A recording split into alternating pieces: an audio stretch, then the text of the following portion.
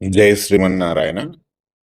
సర్వసాధారణంగా ఎవరైనా భాగవతం ఉపన్యాసం తర్వాత లాస్ట్ చివరకు కథ కంచికి మనం ఇంటికి అని అంటూ ఉంటారు. ఒక సామెత ఉంది. దాని అర్థం ఏమిటి అని అంటే, నాకు మా పెద్దవారు చెప్పినటువంటి విషయాన్ని ఇప్పుడు మీకు చెప్తాను.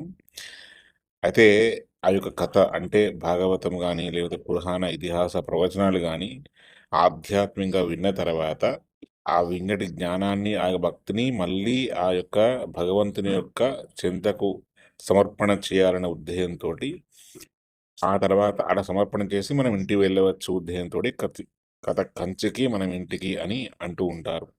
మరి కంచికే ఎందుకు అని ప్రస్తావన వస్తే గనక, కంచిలో సమస్త దేవతలు కూడా నిలువై ఉన్నారు.